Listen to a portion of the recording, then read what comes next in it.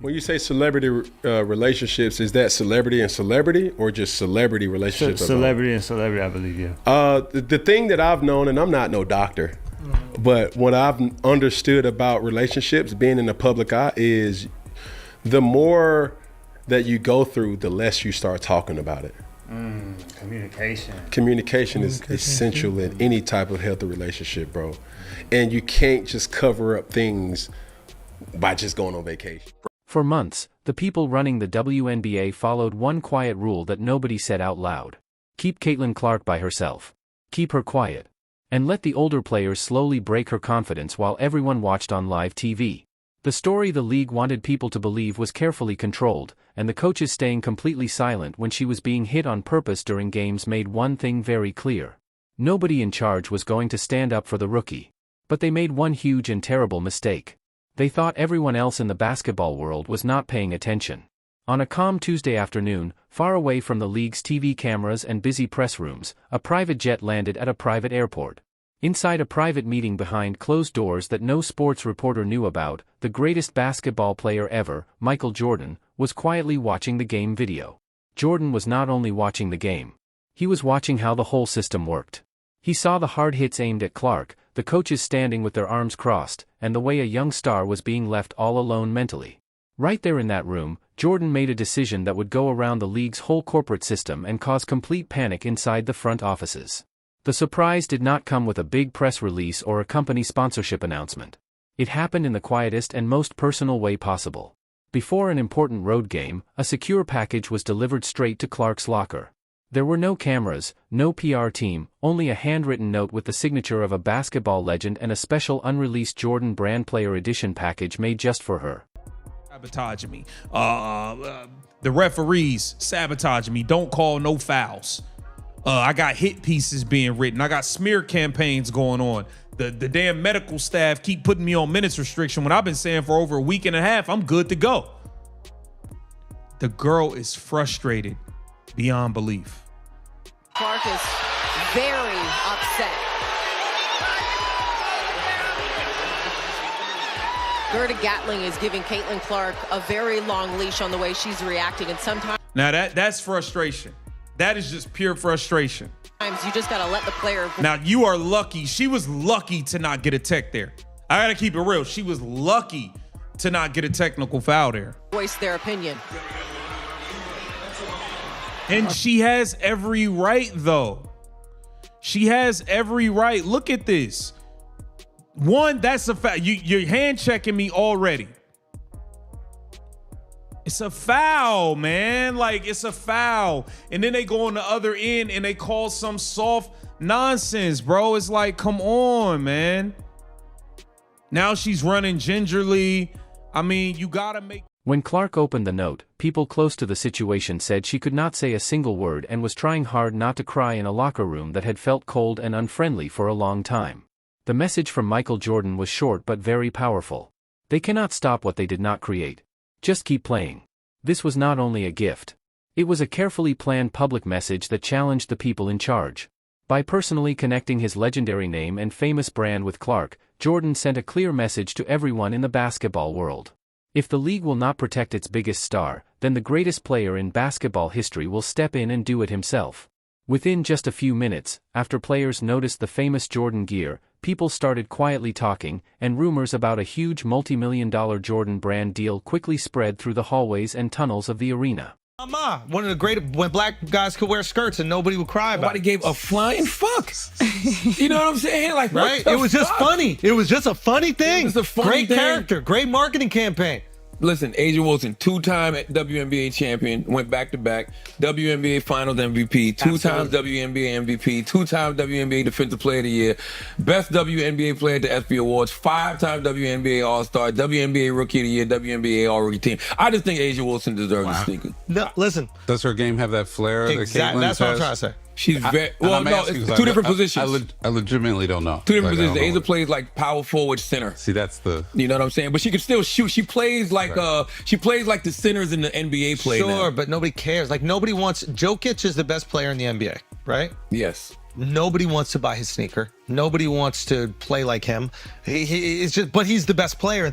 Kyrie could say some fucking anti-Semitic shit, wild stuff, and I see him play, and I'm like, I need all them sneakers. I wouldn't buy every single day. I wouldn't buy a Jokic sneaker, but I'll buy a Jokic scarf, or I'll buy a Jokic cow. He should make a dad shoe. There you go. He made like it a boat shoe. Yeah, like something. Yeah. You might be right. But I guess what I'm trying to say is that could be Asia. Asia could be the best player in the league, but the companies know that nobody really wants to hoop like that, so they're not going to invest in a sneaker. But don't you got to give her a shot? You at least got to give her a chance. No. Because if you gave, who got a signature shoe in the Sabrina. WNBA? Caitlin Clark, Sabrina. Who Sabrina even play for? I don't know, but Liberty. I think She plays for the Liberty? Oh, I didn't know that. I think Pull up Sabrina's stat show. What is Sabrina doing to have a sneaker that Asia's not? That's what I. But why did one of the biggest sports legends in the world feel he had to go around the whole system? To understand that, we have to take a closer look at the unhealthy situation growing inside the team itself. Behind closed doors, the way the coaches treated Clark had reached a point where things could not keep going like that.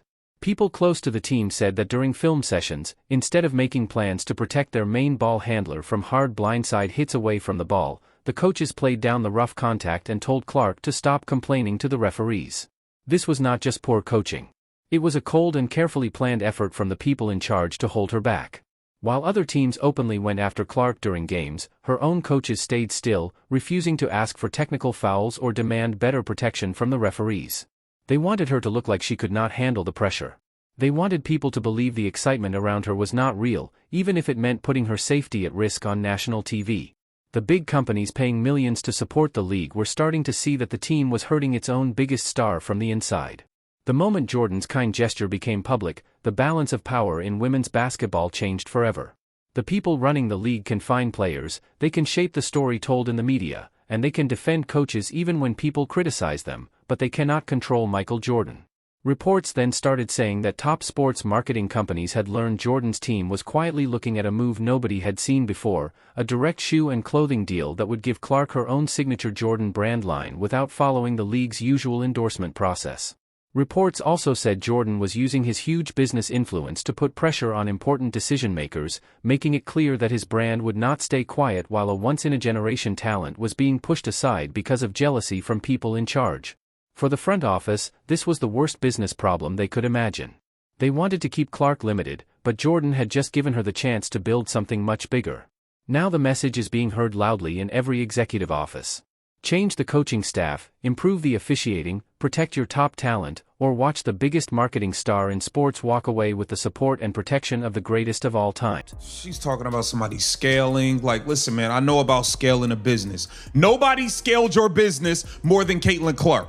What the fuck are you talking about? National platforms now. This year we'll have over 220. So if you build it, they will come. So I think it was just the confluence of all that, but really this investment by our corporate partners, investment of everybody now, like women's sports, a sub-asset class.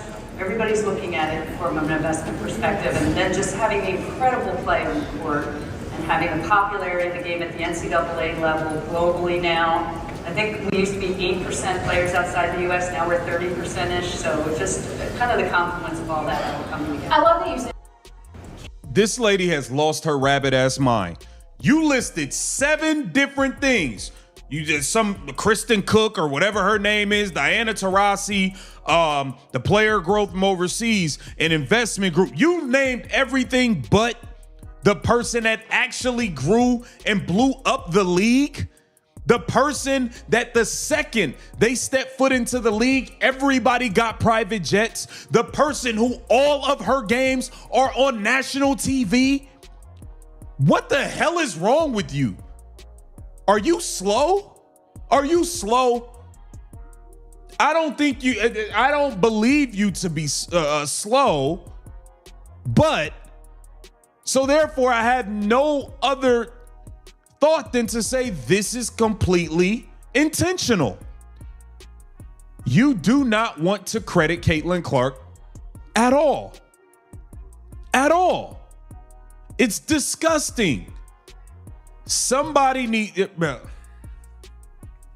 Can we fire this lady already, Adam? You see what's going on, Adam. Can we fire this lady already? Now, we have to get into this because Adam Silver, you see him right here. Adam Silver was here at this boardroom, CNBC Sport conjunction here, and he spoke. Adam Silver got to step in and do your damn job for you because you can't get it done.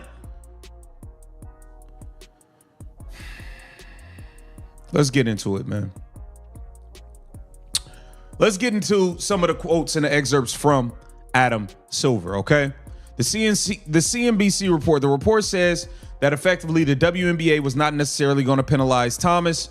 Silver said, let me give you a serious answer on that question. I think that ultimately the issues around Caitlin Clark are not largely about officiating. That particular incident is not about whether a foul should have been called at the time of the game or whether that was ultimately a flagrant non-review. I've come to know Caitlin really well. She's an incredible player and also an incredible person, and she wants to focus on being... Right now, we are watching the start of a completely new time where players are no longer afraid to stand up for themselves. The old way of staying quiet and trusting a system that many people believe is broken has been completely broken apart. With Michael Jordan now publicly supporting Caitlin Clark and big company sponsors asking for fast and major changes from the people in charge, the leaders of the league have no place left to hide. The game will never be the same again.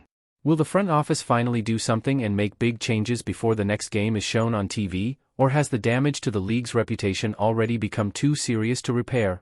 Can Jordan's strong support fully protect Clark from the unfriendly atmosphere inside the locker room? Share your honest thoughts in the comments right now. Press the like button, subscribe with notifications turned on, and share this video with every true sports fan you know. Thanks for watching, and we will see you in the next big update.